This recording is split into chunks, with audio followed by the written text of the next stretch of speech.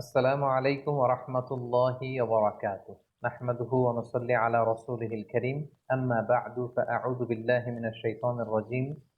বিসমিল্লাহির রহমানির রহিম। প্রিয় দ্বীনী ভাই এবং বোনেরা, প্রফেট সিরিজের ১৪তম পর্বে আপনাদের সবাইকে স্বাগত। এ পর্বে আমরা সাইয়েদনা মূসা আলাইহিস সালামের জীবনী নিয়ে আলোচনা করব ইনশাআল্লাহ। সাইয়েদনা মূসা আলাইহিস সালাম কালামুল্লাহ মাজিদে সর্বাধিক আলোচিত নবী। কোরআন আল কারীমে যে নবীর ব্যাপারে আল্লাহ তাআলা সবচাইতে বেশি আয়াত নাযিল করেছেন তিনি হচ্ছেন সাইয়্যিদুনা মূসা আলাইহিস সালাম। তিনি ছিলেন বনী ইসরাইলদের প্রতি প্রেরিত অন্যতম রাসূল। মূসা আলাইহিস সালাম এবং ফেরাউন এবং বনী ইসরাইল নিয়ে কোরআনে অনেকগুলো সূরায় বিস্তরভাবে আলোকপাত করা হয়েছে। বিশেষ করে সূরাতুল আ'রাফে, সূরা তহাতে, সূরা কাসাসে, বিশেষ করে ৩টি সূরার প্রত্যেকটি সূরাতেই টানা ৬-৭ পৃষ্ঠাব্যাপী সাইয়েদনা মূসা আলাইহিস সালামের জীবন প্রবাহ নিয়ে সুদীর্ঘ আলোচনা সেখানে স্থান পেয়েছে। এবং সর্বশ্রেষ্ঠ যে ৪টি আসমানি কিতাব তার মধ্যে ১ম আসমানি কিতাবটি হচ্ছে তাওরাত। এই তাওরাতকে আল্লাহ তাআলা সাইয়েদনা মূসা আলাইহিস সালামের উপর নাযিল করেছেন এবং তিনি আল্লাহ তাআলার সাথে সরাসরি কথা বলতেন। এজন্য উনাকে বলা হয় কালিমুল্লাহ। আল্লাহ তাআলা বলছেন ওয়া কাল্লামাল্লাহু মূসা তাকলিমা। আল্লাহ তাআলা মূসা আলাইহিস সালামের সাথে ডিরেক্টলি উইথআউট এনি মিডিয়া, কোন মাধ্যম ছাড়া, ফেরেশতাদের মাধ্যম ছাড়া সরাসরি কথা বলতেন। পৃথিবীতে অন্য কোন নবীকে আল্লাহ তাআলা এই মর্যাদা দেননি যে সরাসরি আল্লাহ তাআলার সাথে কথা বলার সুযোগ। শুধুমাত্র মূসা আলাইহিস সালাম সরাসরি ডিরেক্টলি আল্লাহ তাআলার সাথে কথা বলার সুযোগ পেয়েছিলেন। এজন্য উনাকে বলা হয় কালিমুল্লাহ অথবা নাজিউল্লাহ। মূসা আলাইহিস সালামের জন্মের সময়কালে মিশরের সোশিও পলিটিক্যাল অবস্থা কেমন ছিল এটা আমাদেরকে জানতে হবে। কারণ মূসা আলাইহিস সালাম যখন মিশরে জন্মগ্রহণ করেন তখন মিশরের জনগোষ্ঠীটা ২ টা ভাগে বিভক্ত ছিল। একটা ছিল কিপ্তি বা আদি মিশরী, এরাই ছিল মিশরের আদি বাসিন্দা। আরেকটা হচ্ছে বনী ইসরাইল। বনী ইসরাইলরা মূলত মিশরে এসেছিল সাইয়েদনা ইউসুফ আলাইহিস সালামের সময়কালে, যখন তিনি তার পিতা ইয়াকুব আলাইহিস সালামকে মিশরে আগমন করার জন্য আমন্ত্রণ জানিয়েছিলেন। ইয়াকুব আলাইহিস সালাম উনার ১০ ছেলেকে নিয়ে যখন মিশরে আগমন করেন, ঠিক সেই সময়টাতে বনী ইসরাইলের সর্বপ্রথম মিশরে অ্যারাইভাল হয় এবং সেই সময়কাল থেকে সাইয়েদনা মূসা আলাইহিস সালাম পর্যন্ত মিশরে বেসিক্যালি ২ টা গোষ্ঠীতে বিভক্ত ছিল মিশরী জনগণ। একটা হচ্ছে মিশরের আদি অধিবাসী বা আদি বাসিন্দা যাদেরকে কিপ্তি বলা হতো। আরেকটা হচ্ছে বনী ইসরাইলদের অবস্থান, যারা অনেকটা মিশরে সংখ্যালঘু অভিবাসীদের স্ট্যাটাসে তারা থাকতো। এবং সেখানে কিপ্তিরা যেহেতু সম্রাট বংশীয় এবং মিশরের ফারাওরা বা ফেরাউনরা বা মিশরের কিং যিনি হবেন তারা যেহেতু কিপ্তি, আর বনী ইসরাইলরা তারা মিশরের আদি অধিবাসী নয়, বরং তারা অন্য এলাকা থেকে এ এলাকায় থাকতে এসেছে। ফলে এই এলাকায় একটা সামাজিক এবং রাষ্ট্রীয় এক ধরনের বিভাজন তৈরি হয়। দ্বিজাতিক একটা বিভাজন পদ্ধতি। এখানে ২ টা জাতি মূলত একসাথে বাস করতে শুরু করে। একটা হচ্ছে কিপ্তি, মিশরের আদি অধিবাসী, আরেকটা হচ্ছে বনী ইসরাইল। এবং ফেরাউনের একটা বিশেষ স্বপ্নের কথা আমরা শুনবো এখনই। ফেরাউন একটি বিশেষ স্বপ্ন দেখে এবং এই স্বপ্ন দেখার পর থেকেই ফেরাউন বনী ইসরাইলদের উপর আরো চড়ে যায় এবং নানাভাবে বনী ইসরাইলদের উপর অত্যাচারের সর্বশেষ স্টিম রোলার সে তাদের উপর চালাতে চালাতে থাকে। ফেরাউনের সে স্বপ্নটি ছিল, ফেরাউন একদিন স্বপ্নে দেখে যে বাইতুল মুকাদ্দাস থেকে একটা বিশাল আগুনের কুণ্ডলী এসে মিশরের রাজাদের যে রাজপ্রাসাদ, ফেরাউনের রাজপ্রাসাদ এগুলোকে জ্বালিয়ে দিচ্ছে এবং মিশরের যে আদি অধিবাসী কিপ্তি তাদের ঘরগুলোকে জ্বালিয়ে দিচ্ছে। কিন্তু বাইতুল মুকাদ্দাস থেকে আসা সেই আগুনের কুণ্ডলী কোনো বনী ইসরাইলের ঘরেও যাচ্ছে না, বনী ইসরাইলদেরকে জ্বালাচ্ছে না। এই স্বপ্ন দেখে সে তো ঘুম থেকে জেগে উঠল। সে অবাক করা এই স্বপ্ন দেখে অত্যন্ত ভীত হয়ে গেল এবং মিশরের তৎকালীন বড় যারা স্বপ্নের ব্যাখ্যাকার তাদেরকে ডেকে পাঠালো। সবাইকে বলল যে আমি স্বপ্নে দেখেছি বাইতুল মুকাদ্দাস থেকে ফিলিস্তিন থেকে আগুন এসে আমাদের রাজপ্রাসাদ জ্বালিয়ে দিচ্ছে, মিশরীদের ঘরবাড়ি জ্বলে যাচ্ছে, কিন্তু বনী ইসরাইলদের কিছু হচ্ছে না। এই স্বপ্নের ব্যাখ্যা কি? মিশরের তৎকালীন স্বপ্ন ব্যাখ্যাকারীরা তারা বলতে আরম্ভ করলো যে বনী ইসরাইলের মধ্যে থেকে অচিরেই এমন এক নবজাতক সন্তানের জন্ম হবে যে আপনার এই রাজপ্রাসাদকে তছনছ করে দিবে। এই ঘটনা শুনবার পর থেকে ফেরাউন খুব ভয় পেয়ে গেল এবং সে ঘোষণা দিল, আজ থেকে বনী ইসরাইলের কোনো পুত্র সন্তানকে আমি বাঁচিয়ে রাখবো না। সব পুত্র সন্তানকে জবাই করা হবে। কেবলমাত্র বনী ইসরাইলের যে কন্যা সন্তান হবে এদেরকে বাঁচিয়ে রাখা হবে এবং এদেরকে আমরা দাসী হিসেবে ইউজ করব। আল্লাহ তাআলা কোরআনের অনেক জায়গায় এই ব্যাপারটি উল্লেখ করেছেন, ইউযাব্বিহুনা আবনাআকুম ওয়া ইস্তাহইয়ুনা নিসাআকুম। তারা বনী ইসরাইলের পুত্র সন্তানদেরকে জবাই করে ফেলতো, একেবারে লিটারেলি জবাই করে ফেলতো, স্লটার করে ফেলতো, এবং বনী ইসরাইলের যে কন্যা সন্তান তাদেরকে তারা জীবিত রাখতো। ঠিক এরকম একটি ভয়ঙ্কর পরিস্থিতির মধ্য দিয়ে যখন বনী ইসরাইলের কোনো ফ্যামিলিতে কোনো পুত্র সন্তান জন্মালেই তাকে মৃত্যুর মুখোমুখি হতে হয়, ঠিক ওই মুহূর্তে আল্লাহ তাআলা মূসা আলাইহিস সালামকে এই পৃথিবীতে পাঠালেন। এবং এমনভাবে মূসা আলাইহিস সালামের মা ওনাকে পেটে ধারণ করেছেন যে আশেপাশের মানুষরা বুঝতে পারেনি, তিনি লুকিয়ে রেখেছিলেন। এবং আল্লাহ তাআলার পক্ষ থেকে তার কাছে ওহী প্রেরণ করা হয়েছিল, যে ব্যাপারে আল্লাহ তাআলা সূরাতুল কসাসের মধ্যে বলছেন, ওয়া আওহাইনা ইলা উম্মি মূসা আন আরদিঈহি ফাইযা খিফতি আলাইহি ফাআলকিহি ফিল ইয়াম্মি ওয়ালা তাখাফি ওয়ালা তাহজানি। আল্লাহ তাআলা সাইয়েদনা মূসা আলাইহিস সালামের মাকে প্রত্যাদেশ করলেন যে, হে মূসার মা, অর্থাৎ মূসা আলাইহিস সালামের মায়ের হৃদয়ের ভেতরে আল্লাহ তাআলা এমন কিছু ঢেলে দিলেন যাতে করে তিনি বুঝতে পারলেন যে যখনই মূসা জন্মগ্রহণ করবে তাকে আমার সাথে রাখা যাবে না। আল্লাহ তাআলা বললেন, ফাআলকিহি ফিল ইয়াম্মি ওয়ালা তাখাফি ওয়ালা তাহজানি। হে মূসার মা, তুমি সিন্ধুকের মধ্যে মূসাকে ঝুঁকিয়ে তাকে নীল নদে নিক্ষেপ করে দাও, আর ভয় পেও না তুমি। ইন্না রাদ্দুহু ইলাইকি, আমি অচিরেই আমার বিশেষ কৌশলে মূসাকে, অর্থাৎ তোমার নবজাতক সন্তানকে তোমার কোলেই আমি ফিরিয়ে দিব। সুবহানাল্লাহ। এবং তাকে আমি রসূল বানাবো। ব্যাপারটি কেমন ছিল? তিনি কাঠ দিয়ে সিন্দুক বানালেন, মূসা আলাইহিস সালামকে ভাসিয়ে দিলেন, এবং মূসা আলাইহিস সালামের বোনকে তার মা বললেন যে, তুমি নীল নদের পাশ দিয়ে হেঁটে যেতে থাকো এবং দেখো যে এই সিন্দুকটা কোথায় যায়।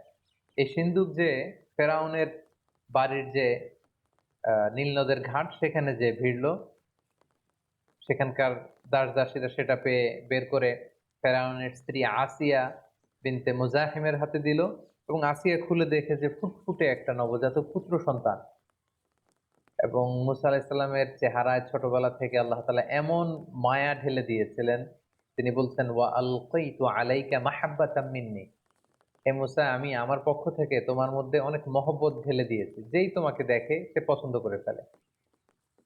তো আসিয়া বিনতে মুজাহিম যখন মূসা আলাইহিস সালামকে দেখলেন, ছোট্ট মূসা, তার চেহারার মধ্যে নূর ভাসছিল, আলোতে উদ্ভাসিত ছিল, তিনি পছন্দ করে ফেললেন।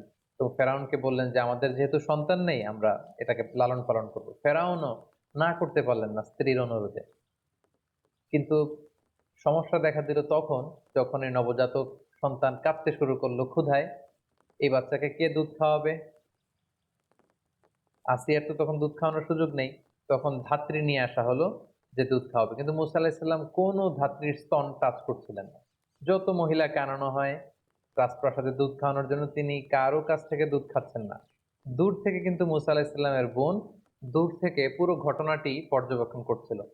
এই পরিস্থিতি দেখে সে রাজপ্রাসাদে যেয়ে বলল যে, আমার সন্ধানে এমন একজন ধাত্রী আছে, এই শিশু নিশ্চয়ই সে ধাত্রীর স্তন থেকে দুধ পান করবে।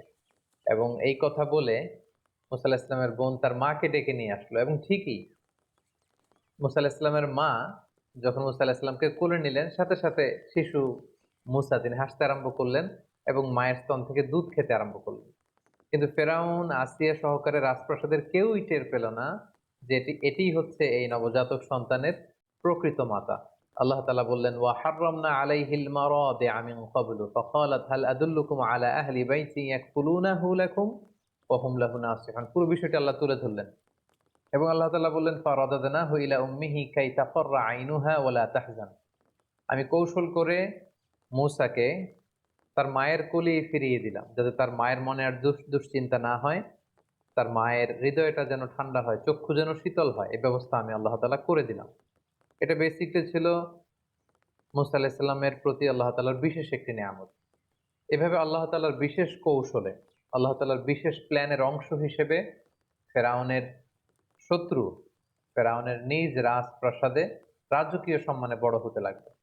সেদিনা মূসা আলাইহিস সালাম শৈশব পেরিয়ে কৈশোরে পদার্পণ করলেন। কৈশোর শেষে তিনি যৌবনে পদার্পণ করলেন, এবং জীবনের প্রায় ৩০টি বছর তিনি ফেরাউনের রাজপ্রাসাদে থেকে তিনি বড় হলেন। মূসা আলাইহিস সালামের শৈশবকালের পর থেকে সুইচ করে আল্লাহ তাআলা ওনার যৌবনকালের একটি ঘটনা তিনি উল্লেখ করেছিলেন। তিনি রাস্তা দিয়ে একবার হাঁটছিলেন, হঠাৎ দেখলেন যে দুইজন লোক ঝগড়া করছে। ফাওয়াজাদা ফিহা রাজুলাইনি ইয়াকতাতিলান, একজন মিশরীয়, একজন বানি ইসরাইল।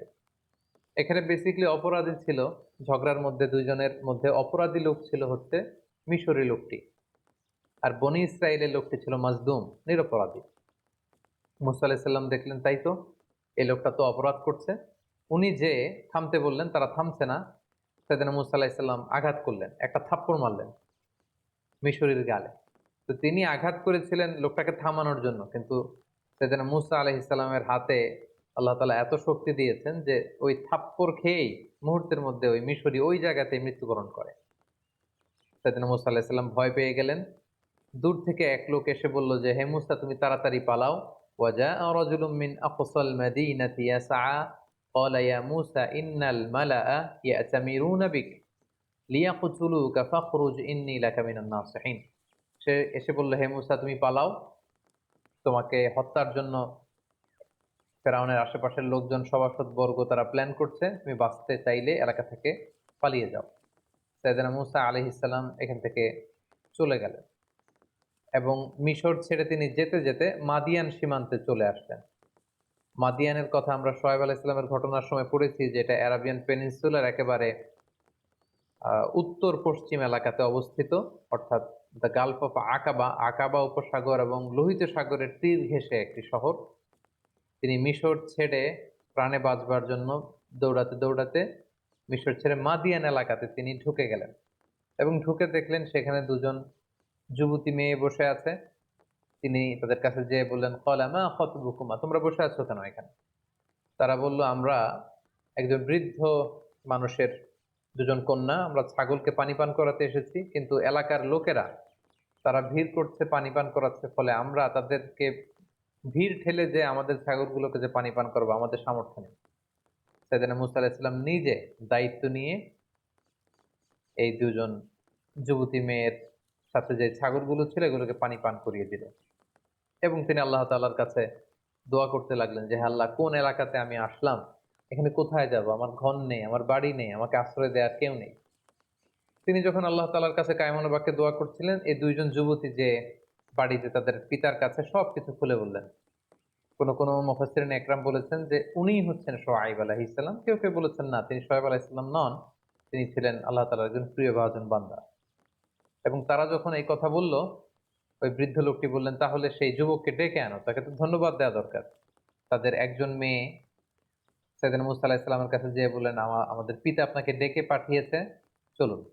সাইয়েদনা মুসা আলাইহিস সালাম গেলেন এবং যাওয়ার পরে সেই ব্যক্তিটি সাইয়েদনা মুসা আলাইহিস সালামকে ধন্যবাদ দিলেন এবং বললেন, তোমার ঘটনাটি আমাকে খুলে বলো, তাহলে আমি তোমাকে কিছু উপদেশ দিতে পারি। সাইয়েদনা মুসা আলাইহিস সালাম পুরো ব্যাপারটি খুলে বললেন যে, এমন এমন ঘটনা, আমি জালেমদের কবল থেকে পালিয়ে এসেছি। তিনি বললেন যে, নাজাউতা মিনাল কওমিজ জালিমিন, তুমি তো বেঁচে এসেছো। তো মুসা আলাইহিস সালাম খুব শক্তিশালী ছিলেন এবং এই বৃদ্ধ লোকের কন্যাদের সাথে যখন কথা বলছিলেন, তিনি তাদের চেহারার দিকে না তাকিয়ে নিচের দিকে তাকিয়েছিলেন। এগুলো যখন মেয়েগুলো তাদের বাবাকে বলছিল, হঠাৎ করে একটা মেয়ে বলল যে, ইয়া আবা তিস্তাজিরহু, বাবা, আমাদের তো একজন কাজের লোকের দরকার, আমরা মেয়ে হয়ে কিভাবে ছাগলগুলো নিয়ে পানি পান করাবো? আপনি একটা কাজ করেন, এই যুবককে আমাদের ঘরের বিভিন্ন কাজ করবার জন্য, ছাগলগুলোকে দেখভাল করার জন্য তাকে রেখে দেন, টাকার বিনিময়ে, অর্থের বিনিময়ে রেখে দেন। ইন্না খয়রা মান ইস্তাজারতাল কবিয়ুল আমিন, হে বাবা, এমন লোককে আমাদের ঘরের অ্যাসিস্ট্যান্ট হিসেবে রাখা দরকার যে শক্তিশালী এবং নিরাপদ, বিশ্বস্ত। এবং এই ভিনদেশী যুবকের মধ্যে আমরা আমরা দুই বোন, এ দুটো গুণই পেয়েছি। একে তো সে শক্তিশালী, সে সবাইকে ঠেলে আমাদের ছাগলগুলোকে পানি পান করিয়ে দিতে পেরেছে, এবং সে বিশ্বস্ত, সে আমাদের অনেক সম্মান করেছে, রেসপেক্ট করেছে, এবং সে আমাদের দিকে চোখ তুলে তাকায়। তখন বৃদ্ধ লোকটি সাইয়েদনা মুসা আলাইহিস সালামকে প্রপোজাল দিলেন। কালামুল্লাহ মাজিদের সূরাতুল কসাসে আল্লাহ তাআলা বিস্তারিত এগুলো বর্ণনা করেছেন। আমি শুধু ঘটনা প্রবাহটি এখানে স্টেপ বাই স্টেপ শেয়ার করছি। বৃদ্ধ লোকটি সরাসরি মুসা আলাইহিস সালামকে প্রস্তাব করলেন যে, মুসা, তুমি যদি টানা ৮ বছর আমার এখানে বাসায় কাজ করো, আমার ছাগলগুলোকে দেখাশোনা করো, তাহলে আমার একটি কন্যাকে তোমার সাথে আমি বিবাহ দিব। আর তুমি যদি ১০ বছর পূর্ণ করো, এটা তোমার ইখতিয়ার, এটা আরো ভালো হয়, ৮ কিংবা ১০। সাইয়েদনা মুসা আলাইহিস সালাম রাজি হলেন। এই লম্বা ৮টি বছর বা ১০টি বছর সাইয়েদনা মুসা আলাইহিস সালাম নিজ এলাকা ছেড়ে নিজ জন্মভূমি মিশর ছেড়ে তিনি মাদিয়ানে কাটালেন। আসলে শুধুমাত্র মুসা আলাইহিস সালামের জীবনেই যে এই সংগ্রাম এসেছিল এমনটি নয়, বরং আল্লাহ তাআলা প্রেরিত প্রতিটি নবীর জীবনই ছিল কিন্তু এরকম সংগ্রামে পরিপূর্ণ। তাদের প্রত্যেকেই তারা মরুভূমিতে মেষ চড়িয়েছেন, অনেককে তাদের এলাকা ত্যাগ করতে হয়েছিল, হিজরত করতে হয়েছে, বাতিলের বিরুদ্ধে তাগুতের বিরুদ্ধে লড়াই করতে হয়েছে, এবং নানা সময় তারা স্বজাতির লোকজন বা নিজের উম্মতের বিরোধিতার সম্মুখীন হয়েছেন। সেদিন মুসা আলাইহিসসালাম প্রায় 10টি বছর মাদিয়ানে সময় কাটালেন। সেই বৃদ্ধ লোকের একটি কন্যার সাথে বিবাহ বন্ধনে আবদ্ধ হলেন। কোনো কোনো বর্ণনা মতে তার দুজন সন্তান হয়েছিল, এবং তৃতীয় সন্তান যখন তার স্ত্রীর পেটে, তখন তিনি সেই বৃদ্ধের কাছ থেকে, অর্থাৎ ওনার শ্বশুরের কাছ থেকে, যেটা কোনো কোনো বর্ণনা মতে শোয়েব আলাইহিসসালাম ছিলেন, ওনার কাছ থেকে বিদায় নিয়ে এবার তিনি নিজ জন্মভূমি মিশরে ফিরে যাবেন। যেহেতু মাদিয়ান তো ওনার নিজের এলাকা নয়, তিনি যখন মিশরে ফিরে যাবেন কিছু ছাগল নিয়ে, তার স্ত্রীকে নিয়ে, সন্তানদেরকে নিয়ে, কিছু দাস দাসী নিয়ে তিনি যখন মাদিয়ান থেকে মিশরে ফিরে যাচ্ছেন, তুর পাহাড়ের কাছাকাছি কোনো একটি এলাকাতে যখন তিনি আসলেন, প্রচন্ড শীত ছিল। ওনার স্ত্রী গর্ভবতী, প্রেগনেন্ট, এবং প্রেগনেন্সির পেইন উঠেছে ওনার স্ত্রীর। প্রচন্ড ঠান্ডা এবং অন্ধকার, এবং তিনি ফিল করছেন যে সাধারণ যে রাস্তা, কাফেলা যে রাস্তায় চলে, তিনি ভুল করে রাতের বেলা ওই রাস্তা হারিয়ে হয়তো অন্য কোনো রাস্তায় চলে এসেছেন। হঠাৎ তিনি খেয়াল করলেন দূরে আগুন দেখা যায়। فقال لأهلهم كثوا إني آنست نارا لعلي آتيكم منها بقبس أو أجد على النار هدى। তিনি বললেন যে আমার মনে হয় আমরা রাস্তা হারিয়ে ফেলেছি, আর প্রচন্ড ঠান্ডা, একটা কাজ করো, তোমরা সবাই এইখানে কাফেলাকে থামাও, স্টপ, এখানে বসো, বিশ্রাম নাও। ওই যে দূরে আগুন দেখা যায়, আমার মনে হয় কেউ আগুন পোহাচ্ছে, অথবা ওইখানে কোনো একটা কাফেলা আছে। আমি যাই, ওখান থেকে লাকড়ি দিয়ে আগুন নিয়ে আসি, এবং রাস্তাটা ঠিক আছে কিনা এটা একটু ক্রস চেক করে আসি, জিজ্ঞেস করে আসি। সেদিন মুসা আলাইহিস সালাম ওখানে গেলেন, কিন্তু যে অবাক হলেন, দেখলেন যে একটা গাছের ভেতর থেকে আগুন জ্বলছে, কিন্তু গাছের পাতা জ্বলে না, ডালপালা জ্বলে না, কিছুই জ্বলে না, দাউ দাউ করে আগুন জ্বলছে। কিন্তু সেই আগুনটা পৃথিবীর অন্যান্য আগুনের মতো না, একটু ভিন্ন ধরনের একটা আগুনের মতো। এবং আগুনের ভেতর থেকে একটা সাউন্ড আসলো। তিনি প্রথমে ভেবেছিলেন মানুষরা বসে হয়তো আগুন পোহাচ্ছে, কিন্তু যে দেখেন কোনো মানুষ নেই। একটা অদ্ভুত কাণ্ড, গাছের ভেতরে আগুন জ্বলছে। হঠাৎ সেখান থেকে একটা আওয়াজ আসলো। আওয়াজটা হচ্ছে ইন্নি আনা রব্বুক, মানে আমি তোমার প্রভু, আই এম ইউর লর্ড। ফাখলানা আলাইক, মুসা তোমার জুতা খোলো, শুজ অফ। ইন্নাকা বিল ওয়াদিল মুকাদ্দাসি তুয়া, হে মুসা তুমি একটা পবিত্র উপত্যকায়, ভ্যালিতে এসেছো, যেটার নাম হচ্ছে তুয়া। ওয়া আনা আখতারতুকা ফাসতামি' লিমা ইউহা, আর আমি তোমাকে নবী হিসেবে অ্যাসাইন করলাম জাস্ট নাও, এখনই, এখন থেকে তুমি নবী। এখন আমি তোমাকে কিছু প্রত্যাদেশ দিব, আমি কি বলছি মনোযোগ দিয়ে শোনো। প্রথম যে আল্লাহ প্রত্যাদেশ দিলেন সেটা হচ্ছে ইন্নানি আনাল্লাহ লা ইলাহা ইল্লা আনা ফা'বুদনি, অর্থাৎ হে মুসা আমি হচ্ছি আল্লাহ, আমি ছাড়া কোনো ইলাহ নেই, আমার ইবাদত করো। তাহলে প্রথম প্রত্যাদেশ হচ্ছে এক আল্লাহর ইবাদত করা, তাওহীদের বাণী। 2 নম্বর প্রত্যাদেশ হচ্ছে ওয়া আকিমিস সালাতা লিযিকরি, হে মুসা আমার স্মরণে সালাত কায়েম করো। এরপরে আল্লাহ তাআলা আখিরাতের কথা বললেন যে ইন্নাস সাআতা আতিয়াতুন আকাদু উখফিহা লিতুজজা কুল্লু নাফসিন বিমা তাসআ, আর কিয়ামত হবেই হবে। আখিরাত বলে একটা কথা আছে, এই দুনিয়াতে যে মানুষ যারাই যা করেছে তার প্রতিটি কাজের প্রতিদান তারা সেদিন পাবে। তাহলে তিনি তাওহীদের কথা বললেন, একত্ববাদের কথা বললেন, তিনি ইবাদতের পদ্ধতি বাতলে দিলেন, এবং আখিরাত বলে যে একটা কথা আছে, দ্য কনসেপ্ট অফ আখিরা, এগুলো বললেন। এগুলো বলে তিনি বললেন যে যাও মুসা, তুমি যে দাওয়াত দাও। মুসা আলাইহিস সালাম ভয় পেয়ে গেলেন। তিনি ভাবলেন যে আমি কি এখন এগুলো নিয়ে দাওয়াত দিতে পারবো? আল্লাহ তাআলা সাইয়েদনা মুসা আলাইহিস সালামকে শুধু মেসেজ দিয়ে ছেড়ে দেননি যে যাও তুমি নবী, এই কথাগুলো পৌঁছে দাও, না। আল্লাহ তাআলা, আমরা জানি যে নবীদেরকে মুআজিজা দিয়ে থাকেন। এবার আল্লাহ তাআলা সাইয়েদনা মুসা আলাইহিস সালামকে 2টা মুআজিজা দিবেন। আল্লাহ তাআলা জিজ্ঞেস করলেন ওমা তিলকা বিয়ামিনিকা ইয়া মুসা, মুসা তোমার ডান হাতে কি? ক্বালা হিয়া আসায়া, তিনি বললেন এটা লাঠি, এটা দিয়ে আমি অনেক কাজ করি। আল্লাহ বললেন লাঠিটা ফেলো তো। মুসা আলাইহিস সালাম লাঠিটা ফেললেন। মুহূর্তের মধ্যে ফাইদা হিয়া হাইয়াতুন তাসআ, এটা একটা সাপ হয়ে গেল। মুসা আলাইহিস সালাম থেকে ভয় পেয়ে গেলেন। আল্লাহ বললেন খুদহা ওয়ালা তাখাফ, মুসা ভয় পেও না, সানুঈদুহা সিরাতাহাল উলা, এটা তুমি ধরার সাথে সাথেই আগের মতো করে লাঠি হয়ে যাবে। তিনি ধরলেন এবং দেখতে পেলেন মুহূর্তের মধ্যে সেটা লাঠি হয়ে গিয়েছে। সুবহানাল্লাহ। এটা ছিল ১ নম্বর মুআজিজা। ২ নম্বর মুআজিজা হচ্ছে আল্লাহ বললেন যে ওয়াদমুম ইয়াদাকা ইলা জানাহিকা তাখরুজ বাইদা মিন গায়রি সু, হে মুসা তোমার বগলের ভেতর থেকে বা পকেট থেকে তোমার হাতটাকে এরকম বের করো, দেখবে যে তোমার হাতের মধ্যে জ্বলজ্বলে আভা। সাইয়েদনা মুসা আলাইহিস সালাম আল্লাহ তাআলার আদেশের সাথে সাথে হাতটা এরকম বের করলেন। বের করার সাথে সাথে তিনি দেখতে পেলেন যে হাতের ভেতর থেকে জ্বলজ্বলে আলোকচ্ছটা বেরোচ্ছে। আল্লাহ বললেন যাও, এই ২টা জিনিস দিলাম, লাঠি ফেললে সাপ হয়ে যাবে, হাত দেখালে এখান থেকে ফোকাস যাবে, নূর, আলো যাবে। এই ২টা দিয়ে তুমি তোমার নবুয়তের প্রমাণ দিবে। ইযহাব, যাও মুসা, ইলা ফিরআউনা ইন্নাহু তাগা, ফিরআউনের কাছে যাও, ফিরআউন তো অবাধ্য হয়েছে, তাকে যে দিনের দাওয়াত দাও। আল্লাহ তাআলা যখন আদেশ করলেন যে মুসা তুমি ফিরআউনের কাছে যাও, এই দাওয়াতগুলো পৌঁছে দাও, তিনি বললেন যে আল্লাহ আমার মুখের জড়তার কারণে আমি সুস্পষ্ট ভাষায় কথাগুলো পৌঁছাতে পারি না। আমার ভাই হারুনকে আপনি নবী বানিয়ে দেন। আল্লাহ তাআলা কবুল করলেন, হারুন আলাইহিস সালামকেও তিনি নবুয়ত দান করলেন। এবার ২ ভাইকে একসাথে অর্ডার করলেন যে ইযহাবা ইলা ফিরআউনা ইন্নাহু তাগা। এতক্ষণ বলেছিলেন মুসা যাও, এখন বললেন যে ২ জন যাও, মুসাও যাও হারুনও যাও, অবাধ্য ফেরাউনকে দাওয়াত দাও। তবে মনে রেখো ফাকুলা লাহু কওলান লাইয়িনান লাআল্লাহু ইয়াতাযাক্কারু আও ইয়াখশা, তোমরা দুজনে যে কোমল ভাষায়, সফট ল্যাঙ্গুয়েজে ফেরাউনকে দাওয়াত দাও।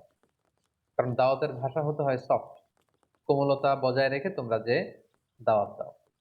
সাইয়েদনা মুসা আলাইহিস সালাম আল্লাহর উপর ভরসা করে ভাই হারুনকে নিয়ে গেলেন এবং যে তিনি ফেরাউনের কাছে একটি আহ্বান এবং একটি প্রস্তাবনা রাখলেন। আহ্বানটি ছিল যে এ ফেরাউন, আমাকে এবং আমার ভাইকে আল্লাহ তাআলা নবী বানিয়ে পাঠিয়েছেন, আমরা আল্লাহর পক্ষ থেকে রসুল হয়ে এসেছি, আমাদেরকে রসুল মানো, আর আল্লাহ তাআলাকে এক রব বা ইলাহ হিসেবে মেনে নাও। এটা ছিল আহ্বান। আর প্রস্তাবনা ছিল তুমি যেহেতু বনী ইসরায়েলের উপর অত্যাচার করছো, তুমি বনী ইসরায়েলদেরকে মুক্ত করে আমাদের সাথে দিয়ে দাও। এটা কেমন যেন একটা পুরো বনী ইসরায়েলের জাতিগোষ্ঠীর জন্য একটা ইমানি আন্দোলন বা স্বাধীনতা আন্দোলন, বনী ইসরায়েলদেরকে মুক্ত করার আন্দোলন। একটি আহ্বান, একটি প্রস্তাবনা। আহ্বান হচ্ছে আল্লাহকে মানো, আমাদেরকে রসুল হিসেবে স্বীকৃতি দাও, আর যদি এটা করতে না চাও অ্যাটলিস্ট বনী ইসরায়েলদেরকে আমাদের সাথে যেতে দাও। ফেরাউনের সাথে বিশাল লম্বা কনভারসেশন হয়েছে সূরাতুশ শুআরাতে। যেহেতু শুরুতে আমরা বলেছি যে মুসা আলাইহিস সালামের ব্যাপারে এত এত আয়াত কালামুল্লাহ মাজিদে আল্লাহ তাআলা এনেছেন, যেগুলোর বিস্তারিত আলোচনা একটি পর্বে করাটা খুবই দুষ্কর, সেহেতু আমরা শুধু স্টেপ বাই স্টেপ ঘটনা প্রবাহের সামান্য ইঙ্গিত করব এবং অধিকাংশ আয়াতগুলোকে স্কিপ করে সংক্ষেপে শুধু ঘটনা প্রবাহটি উল্লেখ করব। সেদিন মুসা আলাহিস সাল্লামের সাথে ফেরাউনের লম্বা কনভারসেশন হয়। সেখানে মুসা আলাহিস সাল্লাম বললেন যে আরসিল মা'আনা বানি ইসরাইল, বানি ইসরাইলকে আমাদের সাথে যেতে দাও। ফেরাউন সেটাকে প্রত্যাখ্যান করলো। সে বলল তুমি কোন রবের কথা নিয়ে এসেছো? ওমা রব্বুল আলামিন, এই রব আবার কে? তুমি যে নবী হয়েছো তার প্রমাণ কি? সাইয়েদনা মুসা আলাইহিস সালাম বললেন যে আমি প্রমাণ নিয়ে এসেছি, এই যে দেখো। লাঠি ফেললেন, সাপ হয়ে গেল। হাত উঁচু করলেন, হাতের ভেতর থেকে আলোকোচ্ছটা বিচ্ছুরিত হতে লাগলো। এসব কিছু দেখেও ফেরাউন এবং তার সভাসদবর্গ সাইয়েদনা মুসা আলাইহিস সালাম এবং হারুন আলাইহিস সালামকে নবী হিসেবে মানতে নারাজ হলো। সবশেষে ফেরাউন মুসা আলাইহিস সালামের সব কথাকে, দাওয়াতকে প্রত্যাখ্যান করে বলতে আরম্ভ করলো ফাজআল বাইনানা ওয়া বাইনাকা মাওঈদা লা নুখলিফুহু নাহনু ওয়ালা আনতা মাকানান সুয়া। মুসা, এত কিছুর শোনার দরকার নাই, তুমি যদি আমার সাথে কনফ্লিক্টে জড়াতে চাও, তুমি কি মুআজিজা নিয়ে এসেছো দেখি। আমি তো এটাকে মুআজিজা মনে করি না, আমি মনে করি জাদু। দেখি, আমার জাদুকরদেরকেও ডাকবো, তুমিও তোমার এই জাদু নিয়ে আসো, দেখি কে জিতে। তুমি একটা ডেট দাও, অ্যাপয়েন্টমেন্ট দাও, যেদিন আমিও আসবো তুমিও আসবে, সেদিন সবচেয়ে বড় খেলা হবে, তুমি আসো। ক্বালা মাওঈদুকুম ইয়াউমুজ যিনাতি ওয়া আন ইউহশারান নাসু দুহা। সেদিন মুসা আলাইহিস সালাম বললেন ঠিক আছে, সামনের যে আমাদের ফেস্টিভ্যাল আছে, উৎসবের দিন, সেদিন আসো। এবং দুপুর বেলায়, যেদিন একেবারে ভেরি সানি ডে, আলোকোজ্জ্বল একটা দিন, সেদিন আমিও আসবো, তুমিও জাদুকরদের নিয়ে আসো।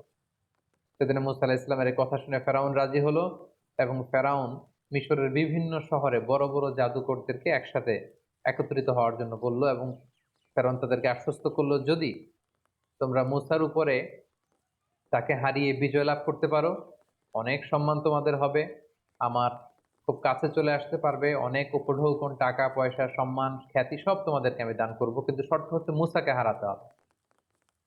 উৎসবের দিন মিশরে সব মানুষ একত্রিত হলো, ফেরাউন আসলো, সেদিন মুসা আলাইসাল্লাম আসলেন, জাদুকররা আসলো।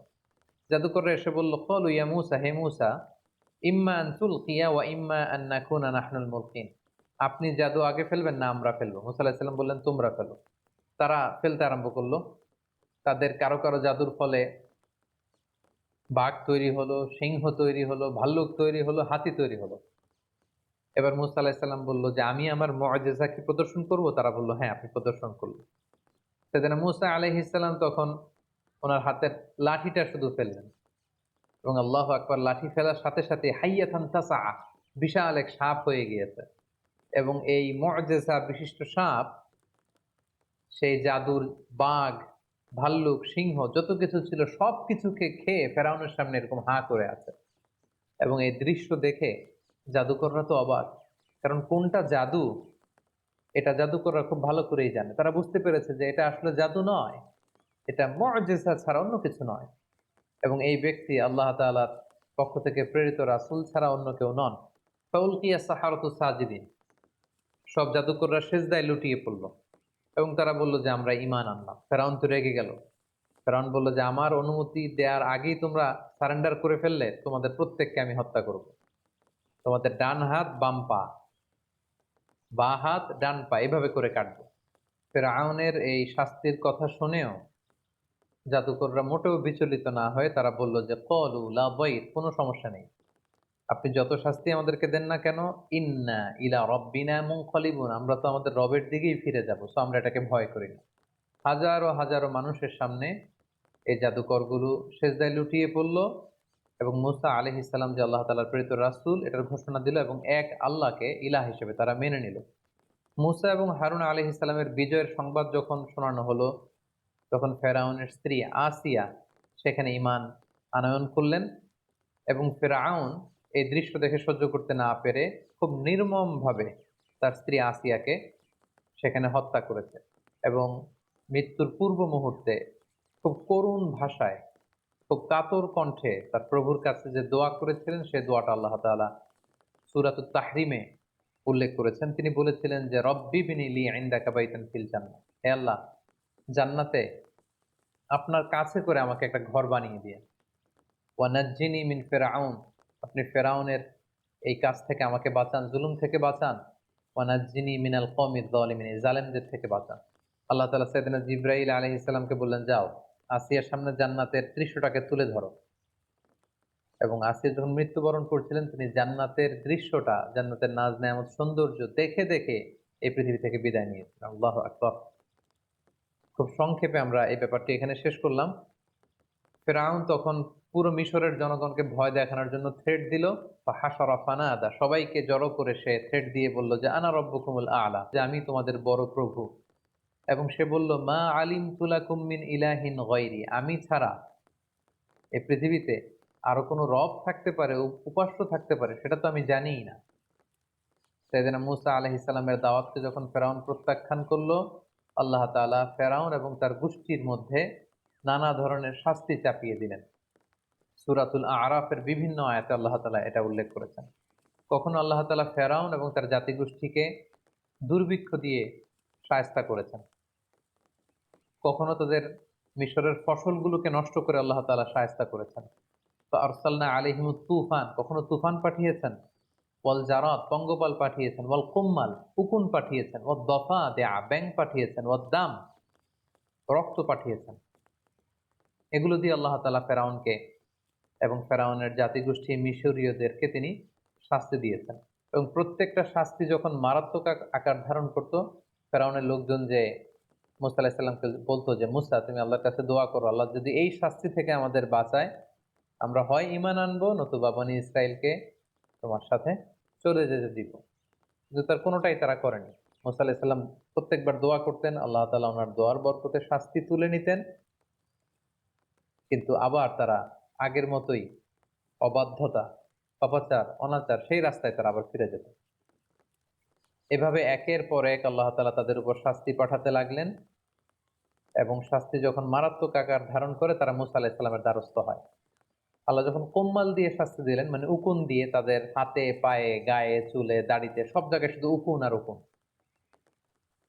আল্লাহ যখন তাদেরকে ব্যাঙ দিয়ে শাস্তি দিলেন, তাদের ঘরে, রাস্তায়, যে কোনো জায়গায় তারা শুধু ব্যাঙের লাফালাফি দেখতে লাগলো। দাম, রক্ত দিয়ে যখন আল্লাহ তাআলা শাস্তি দিলেন, তারা যখন কোনো কিছু রান্না করতো সেটা রক্ত হয়ে যেত। তারা যখন পানি আনতো, এই পানিটা রক্তে রূপান্তরিত হতো। তাদের জীবনটা দুর্বিষহ হয়ে উঠলো।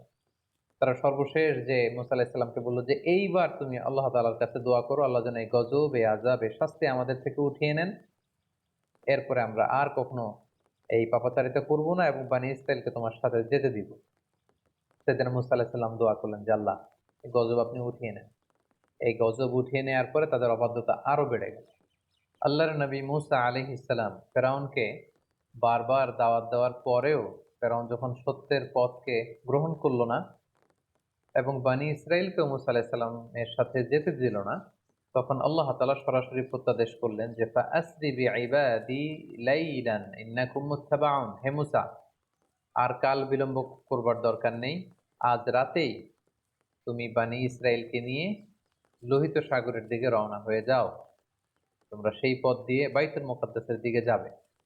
এবং যেতে যেতে ওনারা দেখলেন যে সামনে বিশাল সাগর। বনী ইসরাইলের সবাই তো আফসোস এবং আক্ষেপ শুরু করে দিল যে আমরা তো এখন বাঁচার উপায় নেই, কারণ পেছন থেকে তো ফেরাউন তারা চেস করছে, ধরবার জন্য চেষ্টা করছে। আল্লাহ তাআলা বললেন যে মুসা, তুমি চিন্তা করো না, তোমার লাঠি ফেলো। মুসা আলাইহিস সালাম লাঠি ফেললেন। সাগরের পানিকে তিনি দ্বিখণ্ডিত করে দুই দিকে পানি পাহাড়ের মতো উঁচু হয়ে গেল এবং মাঝখান দিয়ে রাস্তা হয়ে গেল।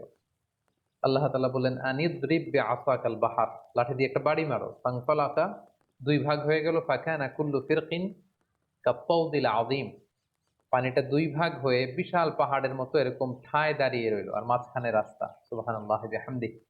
বনী ইসরাইল এই দৃশ্য অবলোকন করলো মুসা আলাইহিস সালামের সাথে করে। পুরো লোহিত সাগর, রেড সি ওনারা ক্রস করে ওই পারে চলে গেল। এবার যদি মুসা আলাইহিস সালাম লাঠি আবার তুলে নেয়, তাহলে এই রাস্তা পানিতে বিলীন হয়ে যাবে। আল্লাহ বললেন না, এই রাস্তা সরানো যাবে না, কারণ এখনই ফেরাউনের বাহিনী এই সুন্দর রাস্তা দেখে তারাও নেমে পড়বে সাগরে। ওয়াতরুকিল বাহরা রাহওয়া, সাগর যেরকম আছে এরকম থাকতে দাও মুসা। ইন্নাহুম জুনদুম মুগরাকুন, ওরা ডুববে। ফেরাউন যখন তার সৈন্য সামন্ত নিয়ে সাগরের মাঝখানের যে রাস্তা তৈরি হয়েছিল, এই রাস্তার মাঝখানে চলে আসলো, আল্লাহ তাআলা বললেন এবার লাঠি তোলো। মুসা আলাইহিস সালাম লাঠি উঠিয়ে নিলেন। মুহূর্তের মধ্যে লোহিত সাগরের বিশাল ঢেউ এসে ফেরাউনকে তার সদল বলে সলিল সমাধি করে দেয়া হলো। এবং এই ব্যাপারে খুব সুস্পষ্ট আল্লাহ তাআলা কালামুল্লাহ মাজিদের সূরা ইউনূসে উল্লেখ করলেন যে হাত্তা ইযা আদরাকাহুল গরাকু, যখন সাগরের পানি এসে ডুবিয়ে দিল, ফেরাউন পানি খেতে খেতে একেবারে গলা পর্যন্ত পানি, এখন মরে যাবে। ক্বালা আমানতু আন্নাহু লা ইলাহা ইল্লাল্লাযী আমানাত বিহি বানু ইসরাঈল ওয়া আনা মিনাল মুসলিমিন। ফেরাউন একেবারে শেষ পর্যায়ে এসে বলল যে পানি খেতে খেতে, সাগরে হাবুডুবু খেতে খেতে বাঁচার আর উপায় নাই। তখন ফেরাউন বলল যে বনী ইসরাইল যে আল্লাহকে মানে, আমি ওই আল্লাহকে মানি, আমি ঈমান আনলাম। আল্লাহ তাআলা বলছেন আল আন, নাও, এখন তুমি ঈমান আনতে চাচ্ছ। ওয়াকাদ আসাইতা ক্বাবলু ওয়া কুনতা মিনাল মুফসিদিন, এর আগে তো অনেক অবাধ্য ছিলে। একের পর এক নানা শাস্তি দিয়ে তোমাদেরকে আমি রিমাইন্ডার দিয়েছি, কিন্তু বারবার আমার নবীর সাথে বিশ্বাসঘাতকতা করেছো, প্রতারণা করেছো, আর এখন ঈমান আনছো। না, এখন বাঁচার সুযোগ নেই। The time is up, the game is over. ফালইয়াউমা নুনাজ্জিকা বিবাদানিকা লিতাকুনা লিমান খালফাকা আয়া।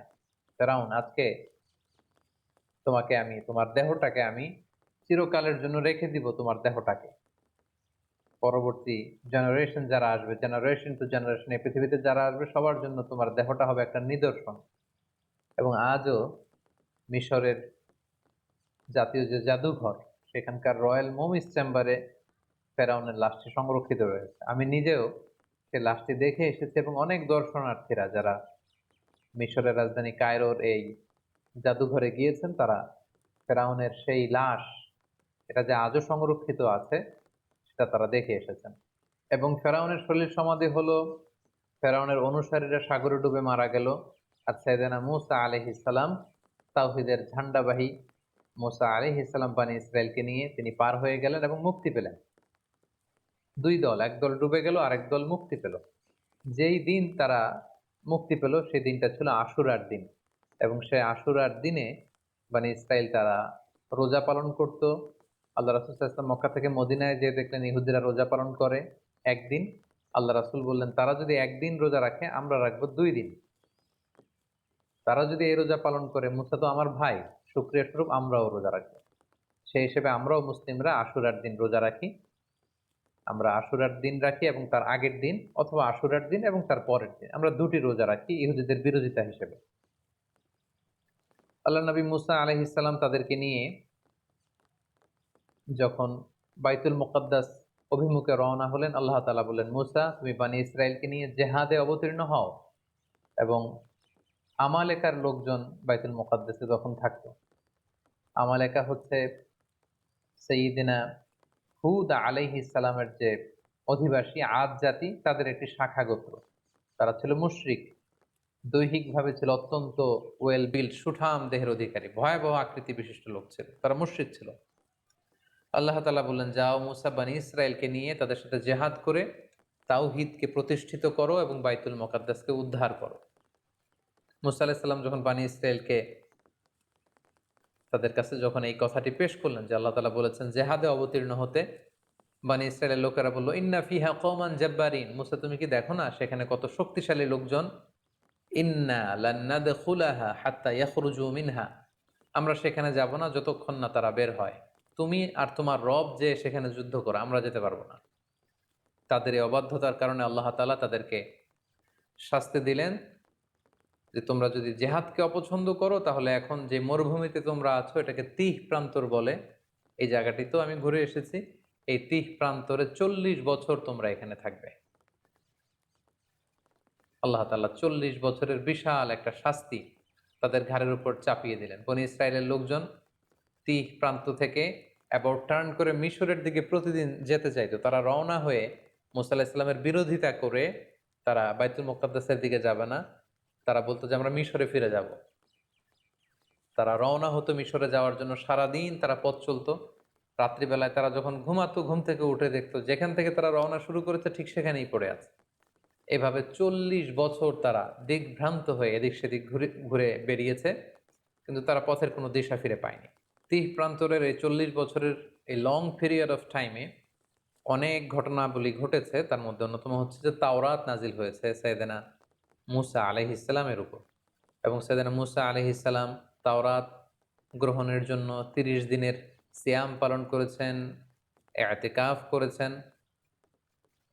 পরবর্তীতে আল্লাহ তাআলা আরো 10 দিন বাড়িয়ে দিয়েছেন। 40 দিন তিনি সিয়াম এবং ইতিকাফ পালন শেষে তিনি তাওরাতকে আল্লাহ তাআলার পক্ষ থেকে রিসিভ করলেন। আল্লাহ তাআলা বললেন, ওয়া ওয়া'আদনা মূসা 30 লাইলা ওয়া আতমামনাহা বি'আশরিন ফাতাম্মা মিকাতু রাব্বিহি 40 লাইলা।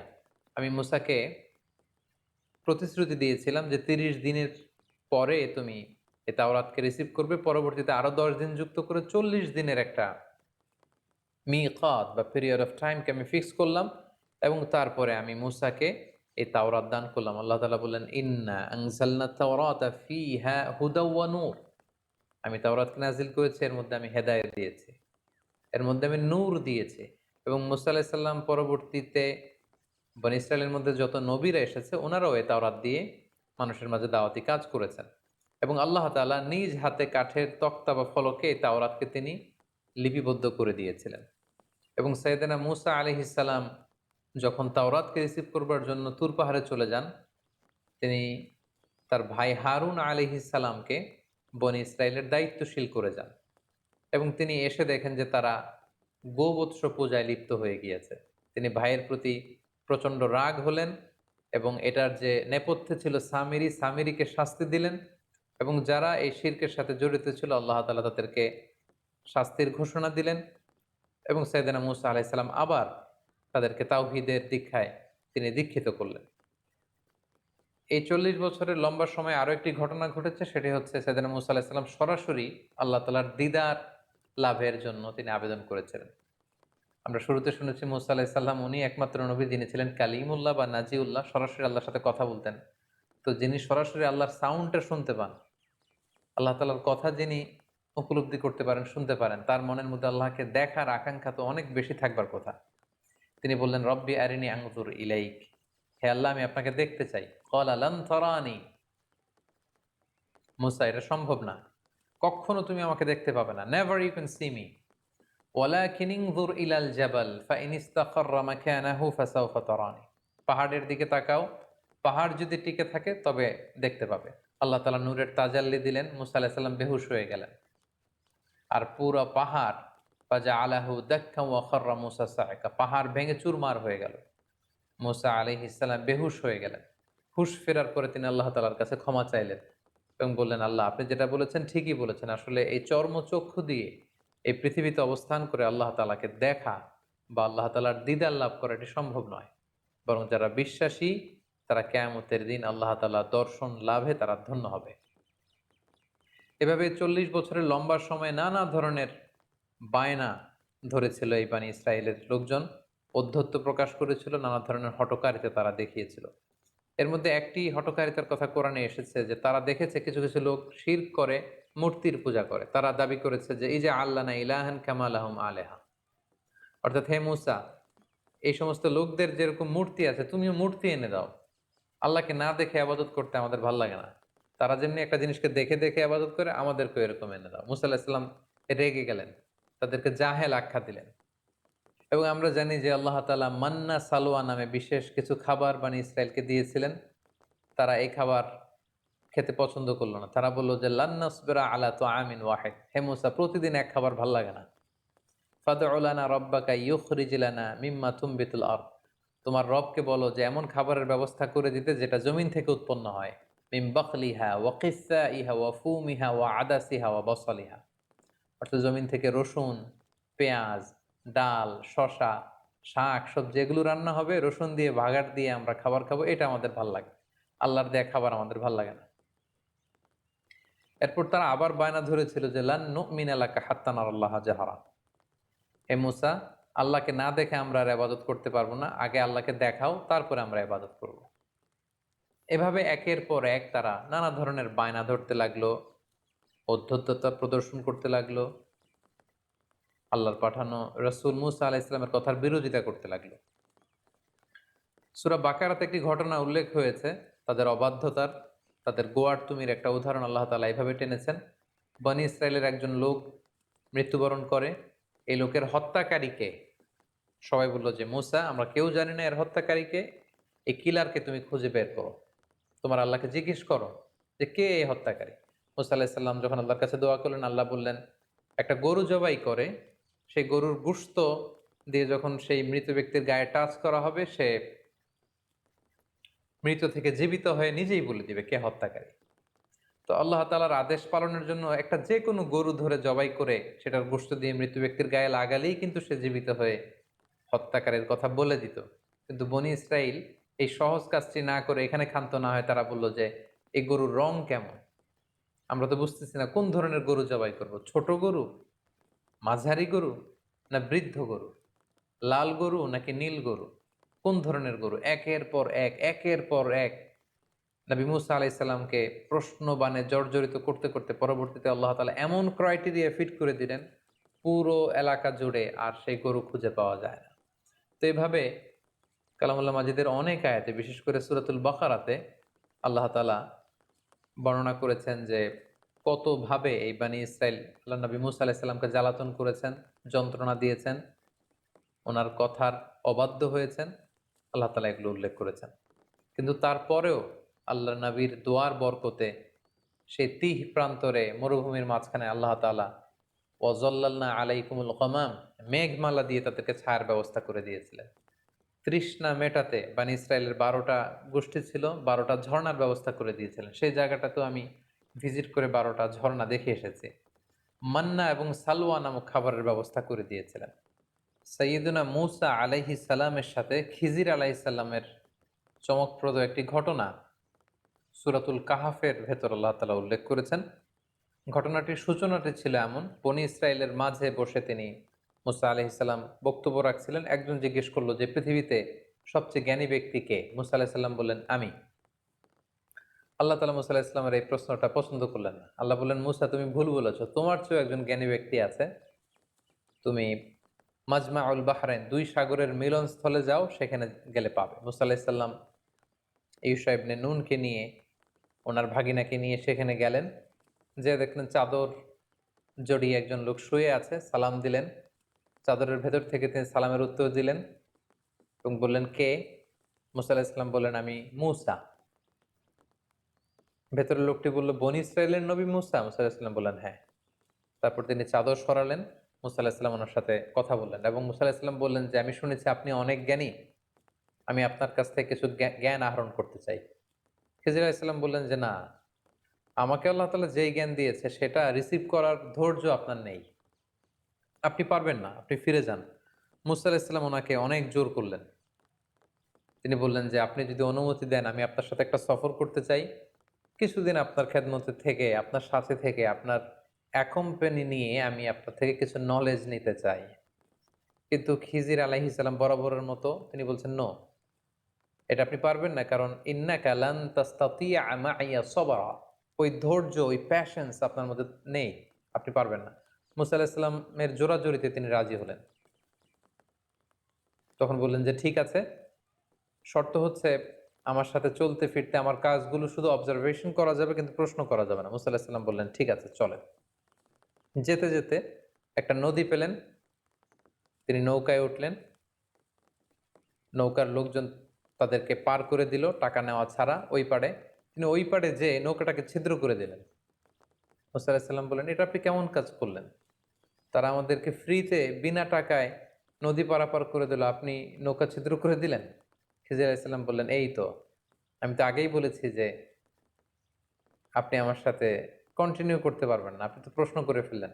মুসা আলাইহিস সালাম বললেন যে, আমি ক্ষমা চাই, এরপর থেকে আমি আর কোনো প্রশ্ন করব না। খিজির আলাইহিস সালাম ওনার এক্সকিউজ গ্রহণ করলেন, আবার চলতে আরম্ভ করলেন। হঠাৎ একটা ছোট বাচ্চাকে খেলতে দেখে বাচ্চাটাকে ধরে খিজির আলাইহিস সালাম হত্যা করে ফেললেন। মুসা আলাইহিস সালাম বললেন, এটা আপনি কি করলেন? একটা নিরীহ নিষ্পাপ মাসুম বাচ্চাকে আপনি হত্যা করলেন? সেদিন খিজির আলাইহিস সালাম বললেন, আবারও আপনি আপনার প্রমিসকে ভঙ্গ করেছেন, আবার আপনি প্রশ্ন করেছেন, আর সামনে আপনাকে নিয়ে এগোনো যাবে না, আপনি এখান থেকেই চলে যান। সেদিন মুসা আলাইহিস সালাম বললেন যে, আমি আবারও দুঃখ প্রকাশ করছি, আরেকবার আপনি আমাকে সুযোগ দেন, এরপরে যদি আমি প্রশ্ন করি তাহলে হাদা ফিরাকু বাইনি ওয়া বাইনাক, আর কোনো কথা আমার থাকবে না। খিজির আলাইহিস সালাম মেনে নিলেন, আবার চলতে আরম্ভ করলেন। এবার দুজনই খুব ক্ষুধার্ত। এক ইহুদি বসতির সামনে যেয়ে তিনি বললেন যে, আমাদেরকে কি কোনো খাবার দেয়া যাবে? আমরা দুজন অত্যন্ত ক্ষুধার্ত। তারা বলল যে, না, আমরা খাবার দিতে পারবো না। ওনারা এই বাড়ি থেকে বের হয়ে আসার সময় দেখলেন বাড়ির চারদিকে একটা দেয়াল ভেঙে পড়বার মতো উপক্রম। খিজির আলাইহিস সালাম উনি বললেন, আসুন মুসা, আমরা এই দেয়ালটাকে ঠিক করে দেই। এমনিই নবী মুসা আলাইহিস সালাম ক্ষুধার্ত, খিজির আলাইহিস সালাম তিনিও ক্ষুধার্ত। মুসা আলাইহিস সালামকে সাথে নিয়ে ওনারা দেয়াল ঠিক করতে লাগলেন। বাড়ির চারদিকে দেয়ালটাকে সুন্দরভাবে ওনারা ঠিক করে দিয়ে চলে যাবেন। ক্ষুধার্ত নবী মুসা আলাইহিস সালাম আর ধৈর্য ধারণ করতে পারলেন না। উনি বললেন, এটা একটা কাজ হলো? আমরা ক্ষুধার্ত খাবার চাইলাম, তারা তো খাবার দিলই না, আপনি ওই বাড়ির চারদিকের দেয়ালকে ঠিক করে দিলেন। আর দেয়াল ঠিক করলেন করলেন ভালো কথা, এই দেয়াল ঠিক করার বিনিময়টা তো নিতে পারতেন, এটার যে পারিশ্রমিক এটাও তো নিলেন না। এবার খিজির আলাইহিস সালাম বললেন, না, ক্বালা হাযা ফিরাকু বাইনি ওয়া বাইনিক, এটাই হচ্ছে তোমার আর আমার মাঝে ফেরাক, আপনাকে নিয়ে আর সামনের দিকে যাওয়া যাবে না। এবার আপনি শুনুন কেন আমি এই কাজগুলো করেছি। প্রথমে যারা আমাদেরকে ফ্রিতে নদী পারাপার করে দিয়েছিল তাদের নৌকা ছিদ্র করেছে এই কারণে, এলাকায় একজন অত্যাচারী বাদশাহ রয়েছে, সে যাদেরই নৌকা পায় সেই নৌকাগুলো সিজ করে নিয়ে যায়, লুটতরাজ করে। কিন্তু আমি তাদের নৌকা ছিদ্র করে দেওয়ার কারণে এই নৌকাটাকে বাদশাহ আর সিজ করবে না বা নিয়ে যাবে না। ফলে নৌকার মালিক ওইটাকে রিপেয়ার করে তারা চলতে পারবে, তাদের জীবন চলে যাবে। কিন্তু যদি নৌকাটা একেবারে নিখুঁত থাকতো, সেটাকে তারা আর বাঁচিয়ে রাখতে পারতো না ওই বাদশার হাত থেকে। দ্বিতীয় ছোট বাচ্চাকে যে আমি হত্যা করেছি, আল্লাহ তাআলা আমাকে জানিয়েছে সে অনেক বড় সন্ত্রাস হবে, এলাকার ফাসাদ সৃষ্টিকারী হবে, তার মা বাবাকে সে হয়তো জাহান্নামী বানাবে। এজন্য আল্লাহ তাআলার আদেশে আমি তাকে হত্যা করেছি, আমার নিজের ইচ্ছায় নয়। এবং আশা করছি আল্লাহ তাআলা পরবর্তীতে এই কাপলকে, এই দম্পতিকে হয়তো এমন এক সন্তান দান করবে যাদের মাধ্যমে তারা খুশি হবে। এবং তৃতীয় পর্যায়ে যেই ফ্যামিলির দেয়াল আমি ঠিক করে দিয়েছি, ওই ফ্যামিলিতে দুজন ইয়াতীম আছে, যাদের বাবা মা ছিল অত্যন্ত ভালো মানুষ, এবং তাদের দেয়ালের নিচে আছে তাদের বাবার রেখে যাওয়া গুপ্তধন। এই দেয়াল যদি ভেঙে পড়তো, এই গুপ্তধন অন্যান্যরা এখান থেকে কেড়ে নিত। তাই আমি চেয়েছি যে তারা বড় হয়ে তাদের নিজেদের গুপ্তধন থেকে নিজেরা যেন উপকৃত হয়। এই জ্ঞান আল্লাহ তাআলা আমাকে দান করেছে, যেটা আল্লাহ তাআলা আপনাকে দান করেননি। এবং এই ঘটনার পর থেকে আর সামনে আপনাকে নিয়ে আমি চলতেও পারবো না। এই ছিল সাইয়েদনা মূসা আলাইহিস সালামের সাথে সাইয়েদনা খিজির আলাইহিস সালামের লম্বা ঘটনা। এছাড়াও বিভিন্ন সহিহ হাদিসে সাইয়েদনা মূসা আলাইহিস সালামের ব্যাপারে অনেক ঘটনা উল্লেখ রয়েছে। তার মধ্যে থেকে দুই একটি ঘটনা আমরা এখানে উল্লেখ করি। আমরা সহিহ মুসলিমের একটি বর্ণনা থেকে জানতে পারি যে আল্লাহ রাসূল সাল্লাল্লাহু আলাইহি ওয়াসাল্লাম যখন মেরাজের রাতে বিভিন্ন নবীদের সাথে দেখা করেন, সেখানে মূসা আলাইহিস সালামের সাথে দেখা করেছিলেন। এবং আল্লাহ তাআলা আমাদের জন্য ৫০ ওয়াক্ত সালাত বিশ্বনবীকে উপহার দিয়েছিলেন। রাসূল সাল্লাল্লাহু আলাইহি ওয়াসাল্লাম সেই সালাত নিয়ে যখন নেমে আসছিলেন, মূসা আলাইহিস সালাম জিজ্ঞেস করলেন যে, আল্লাহ তাআলা আপনাকে কি দিয়েছেন? আল্লাহ রাসূল সাল্লাল্লাহু আলাইহি ওয়াসাল্লাম বললেন যে ৫০ ওয়াক্ত সালাত। মূসা আলাইহিস সালাম বললেন, সর্বনাশ! আপনার উম্মত তো ৫০ ওয়াক্ত সালাত পড়বে না। আপনি যান, কমিয়ে নিয়ে আসেন। কমিয়ে নিয়ে আসতে পারলে ভালো হবে। আল্লাহ নবী সাল্লাল্লাহু আলাইহি ওয়াসাল্লাম গেলেন, ৫ ওয়াক্ত কমিয়ে ৪৫ ওয়াক্ত নিয়ে আসলেন। মূসা আলাইহিস সালাম বললেন, পড়বে না, আবার যান, কমিয়ে নিয়ে আসেন। এভাবে ৯ বার আল্লাহ রাসূল সাল্লাল্লাহু আলাইহি ওয়াসাল্লামকে মূসা আলাইহিস সালাম পাঠিয়েছেন। এবং মূসা আলাইহিস সালামের এই নেগোসিয়েশনের ফলে, বারবার রাসূল সাল্লাল্লাহু আলাইহি ওয়াসাল্লামকে পাঠানোর ফলে আমরা ৫০ ওয়াক্ত থেকে কমিয়ে এটাকে ৫ ওয়াক্ত সালাত হিসেবে পেয়েছি।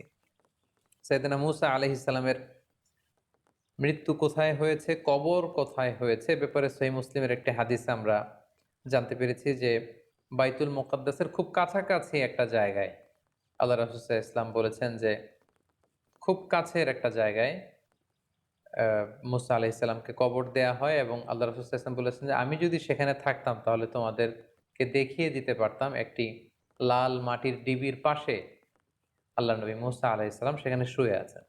সম্মানিত সুধী, এই পর্যায়ে আমরা সাইয়েদনা মূসা আলাইহিস সালামের জীবন থেকে কিছু লাইফ লেসন, যেগুলো আমাদের জীবনে কাজে লাগতে পারে, সেদিকে আমরা যাব। প্রথম যে শিক্ষাটি আমরা পাই সেটি হচ্ছে দাওয়াতি কাজে সফট ল্যাঙ্গুয়েজ ইউজ করতে হয়। কারণ আল্লাহ তাআলা মূসা আলাইহিস সালাম এবং হারুন আলাইহিস সালামকে অর্ডার করেছেন, ফাকুলা লাহু কওলান লাইয়িনা লাআল্লাহু ইয়াতাযাক্কারু আও ইয়াখশা। অর্থাৎ, হে মূসা এবং হারুন, তোমরা দুজন ফেরাউনের কাছে যখন যাবে তখন সফট ভাষায়, অতি কোমল ভাষায়, নম্র ভাষায় তোমরা তাকে দাওয়াত দাও। কেননা দাওয়াতের ভাষা হতে হয় অত্যন্ত সফট, হৃদয়স্পর্শী, মর্মস্পর্শী। অর্থাৎ যে কথা হৃদয় থেকে আসে সেটা যে মানুষের হৃদয়ে স্পর্শ করে। আমরা যদি আল্লাহ রাসূল সাল্লাল্লাহু আলাইহি ওয়াসাল্লামের বায়োগ্রাফির দিকে তাকাই তাহলে দেখব উনিও খুব সফট হৃদয়ের অধিকারী ছিলেন। আল্লাহ তাআলা বলছেন, ফাবিমা রাহমাতিম মিনাল্লাহি লিনতা লাহুম। হে নবী, আপনি আল্লাহর মেহেরবানিতে নরম হৃদয়ের অধিকারী হয়েছেন। ওয়ালাউ কুনতা ফাদদান গলিযাল কলবি লানফাদ্দু মিন হাওলিক। আপনি যদি কর্কশ ভাষী হতেন, আপনি যদি রূঢ় ভাষী হতেন, আপনি যদি কঠোর হৃদয়ের অধিকারী হতেন, কেউ আপনার কাছে আসতো না। এখন যেমনি সাহাবারা আপনার চারদিক ঘিরে রাখে, আপনার কোমলতা, আপনার সফটনেস, আপনার নম্র এবং উত্তম আচরণের কারণে সবাই যেমনি আপনাকে ঘিরে রাখে, আপনি যদি কর্কশ ভাষী হতেন, কেউ আপনার কাছে আসতো না। মূসা আলাইহিস সালামের জীবনী থেকে দ্বিতীয় শিক্ষা হচ্ছে, আল্লাহ তাআলার বিজয় বা সাহায্যের জন্য আমাদের পক্ষ থেকে প্রাণান্তকর প্রচেষ্টাটা জরুরি। আমরা যদি চেষ্টাই না করি তাহলে আল্লাহ তাআলার সাহায্য পাওয়ার কোনো সম্ভাবনা নেই। আমাদের অনেকে আছে যারা হাত গুটিয়ে বসে থাকে, কোনো ধরনের চেষ্টা, প্রচেষ্টা, প্ল্যানিং, ভিশন তাদের মধ্যে নেই, কিন্তু তারা আল্লাহ তাআলার সাহায্যের দিকে তাকিয়ে থাকে। আমরা যদি মূসা আলাইহিস সালামের জীবনের দিকে খেয়াল করি, আল্লাহ তাআলা বলেছেন যে, হে বনী ইসরাইল, তোমরা মূসা আলাইহিস সালামের সাথে করে বেরিয়ে পড়ো। এবং পুরো বনী ইসরাইলের বিশাল গোষ্ঠী কিন্তু আল্লাহর নবী মূসা আলাইহিস সালামের প্রতি আনুগত্য দেখে ওনারা বেরিয়ে পড়েছিল। এবং চলতে চলতে সামনে যখন সাগর এসেছিল, আল্লাহ তাআলা কিন্তু ঠিকই সাহায্য পাঠিয়েছেন। কিন্তু সেই সাহায্য পাওয়ার জন্য তো আপনাকে বেরোতে হবে, আপনাকে তো চেষ্টা করতে হবে। কিন্তু সেখান থেকে নাজাত পেয়ে বনী ইসরাইল যখন মূসা আলাইহিস সালামের সাথে করে যেতে যেতে বাইতুল মুকাদ্দাস পর্যন্ত পৌঁছলো, আল্লাহ তাআলা তাদেরকে জেহাদের আদেশ করলেন। কিন্তু তারা জেহাদে অবতীর্ণ হতে রাজি হয়নি। ফলে তারা আল্লাহ তাআলার পক্ষ থেকে সাহায্যও পায়নি। এ থেকে আমরা বুঝতে পারলাম যে আল্লাহর সাহায্যের জন্য আমাদের পক্ষ থেকে চেষ্টা প্রচেষ্টা জরুরি। প্রথম দিকে তারা প্রচেষ্টা করেছিল এবং আল্লাহ তাআলার সাহায্য তারা চাক্ষুষ অবলোকন করেছিল, এবং দ্বিতীয় পর্যায়ে তারা যখন হাত গুটিয়ে বসেছিল সেখানে আল্লাহ তাআলার সাহায্যও আসেনি। এবং পৃথিবীতে এটাই আল্লাহ তাআলার সুন্নাহ। বান্দা যখন চেষ্টা করে, বান্দা যখন নিজের ইফোর্ট দেয়, তখন সেখানে আল্লাহ তাআলার সাহায্য এসে যুক্ত হয়। ৩ নাম্বার যে শিক্ষাটি আমরা পাই, যে বনী ইসরাইল যে কতটা বাড়াবাড়ি করেছিল, তাদের গোয়ার্তুমের নিদর্শন আমরা দেখেছি, তাদের ঘাড় তেড়ামির নিদর্শন আমরা দেখেছি, এবং তাদের মতো এরকম একটা বিদঘুটে জাতিকে সোজা করবার জন্য মুসা আলাইহিস সালামের মতো এরকম একজন টাফ ম্যান, একজন আয়রন ম্যানের দরকার ছিল। অর্থাৎ জাতিগোষ্ঠী যেমন, তাদের নবীও তেমন। এখানে যদি খুব সফট হার্টের একজন নবীকে আল্লাহ তাআলা প্রেরণ করতেন, তাহলে সেটা খুব একটা ওয়ার্ক করতো না বা রান করতো না। আমরা জানি যে নবীদের মধ্যে থেকে মুসা আলাইহিস সালাম খুব বেশি রাগী ছিলেন, একটু টাফ ছিলেন, একটু কঠোর হৃদয়ের অধিকারী ছিলেন। ওনার এক থাপ্পড়ের আঘাতে আমরা দেখেছি যে এক মিশরী মুহূর্তের মধ্যে অক্কা পেয়েছে। তিনি প্রচণ্ড রেগে ওনার নিজের ভাই হারুন আলাইহিস সালামের দাড়ি এবং চুল ধরে টেনে তিনি রাগ প্রকাশ করছিলেন। খুব কঠোর তিনি ছিলেন, এবং ওনার এই কঠোরতা এটা খুব দরকার ছিল। কারণ জাতি যেমন, সে জাতির জন্য নবীও হতে হয় ঠিক তেমন। ৪ নম্বর যে শিক্ষাটা আমরা পাই সেটা হচ্ছে জ্ঞান নিয়ে কখনো আসলে বড়াই করতে নেই। জ্ঞানীর চাইতে বড় জ্ঞানী আছে। জান্নেওয়ালার উপরও জান্নেওয়ালা থাকে। এজন্য আল্লাহ তাআলা বলেন, ওয়া ফাওকা কুল্লি যী ইলমিন আলিম। জ্ঞানীর উপরও জ্ঞানী আছে, এবং সব জ্ঞানীর চাইতে বড় জ্ঞানী হচ্ছেন আল্লাহ তাআলা। মুসা আলাইহিস সালামকে যখন প্রশ্ন করা হয়েছিল কে সবচাইতে জ্ঞানী, আল্লাহ তাআলা পছন্দ করছিলেন যে আমার নবী মুসা যদি বলতো যে আমি জানি না, আল্লাহই সবচেয়ে বড় জ্ঞানী। এটা ছিল সবচাইতে চমৎকার উত্তর। কিন্তু মুসা আলাইহিস সালাম সরল মনে সহজভাবে তিনি বলে দিয়েছিলেন আমি জ্ঞানী। নিজেকে জ্ঞানী বলে প্রচার করা বা প্রসার করা, এটা আল্লাহ তাআলা পছন্দ করেন না। এজন্য মুসা আলাইহিস সালামকে দেখাতে চাইলেন যে মুসা, তুমি যে নিজেকে জ্ঞানী বলছো, তোমার চাইতেও বড় জ্ঞানী এই পৃথিবীতে আমি রেখে দিয়েছি, তার নাম হচ্ছে খিজির। এই ঘটনার মানে এটা না যে মুসা আলাইহিস সালামের চেয়ে খিজির আলাইহিস সালাম বেশি জ্ঞানী। ব্যাপারটা ছিল মুসা আলাইহিস সালামকে আল্লাহ এমন জ্ঞান দিয়েছিলেন যেটা আল্লাহ তাআলা খিজির আলাইহিস সালামকে দেননি, এবং খিজির আলাইহিস সালামকে আল্লাহ তাআলা এমন জ্ঞান দিয়েছিলেন যে জ্ঞান আল্লাহ তাআলা মুসা আলাইহিস সালামকে দেননি। তাই মুসা আলাইহিস সালামকে আরো বিনয় শেখাবার জন্য, জ্ঞানের প্রসঙ্গ আসলে ভবিষ্যতে মুসা আলাইহিস সালাম যেন নিজের দিকে ইঙ্গিত না করে সবচেয়ে বড় জ্ঞানী আল্লাহ তাআলা এইভাবে যেন আল্লাহর দিকে ফিরিয়ে দেন, এই শিক্ষাটা আল্লাহ তাআলা মুসা আলাইহিস সালামকে দিতে চাইলেন। এ থেকে আমরা বুঝতে পারলাম যে জ্ঞানীর চাইতেও বড় জ্ঞানী আছে, জান্নেওয়ালার উপরও জান্নেওয়ালা থাকে, এবং জ্ঞান নিয়ে কখনো বড়াই করতে নেই। সর্বশেষ যে শিক্ষাটা আমরা পাই সেটা হচ্ছে travelling in search of knowledge. আপনি যদি জ্ঞান অর্জন করতে চান, আপনাকে সফর করতে হবে। আপনার নিজ ভূখণ্ডে বসে থাকলেই যে সব জ্ঞান অর্জিত হয়ে যাবে এমনটা নয়। যদি সুযোগ হয়, আপনার এলাকার স্কলারদের সাথে আপনি যোগাযোগ করে জ্ঞান অর্জন করবেন, এবং দেশের বাইরে যে সফর করে যদি আপনার জ্ঞান অর্জনের সুযোগ থাকে, সেটা আপনাকে করতে হবে। আমার মুসা আলাইহিস সালামের জীবনী থেকে কিন্তু এটা আমরা দেখলাম যে তিনি শুধু মিশরেই বসে থাকেননি, তিনি ২ সাগরের মিলনস্থলে সফর করেছেন। খিজির আলাইহিস সালামের সাথে এই দেশ থেকে ওই দেশ, সেখান থেকে ওখানে ঘুরে ঘুরে তিনি বিভিন্ন জ্ঞান অর্জন করতে চেয়েছেন। তাই আমরা যারা জ্ঞান অর্জন করতে চাই, আমাদেরকেও সাইয়েদনা মুসা আলাইহিস সালামের ফুট স্টেপ অনুসরণ করে ট্রাভেলিং করতে হবে ইন সার্চ অফ নলেজ। আল্লাহ তাআলা আমাদের সবাইকে কথাগুলো বুঝার ও আমল করবার তৌফিক দান করুক। হাযা মা ইনদি ওয়াল ইলমু ইনদাল্লাহ আলাইহি তাওয়াক্কালতু ওয়া ইলাইহি উনীব। ওয়াসসালামু আলাইকুম ওয়া রাহমাতুল্লাহি ওয়া বারাকাতুহু।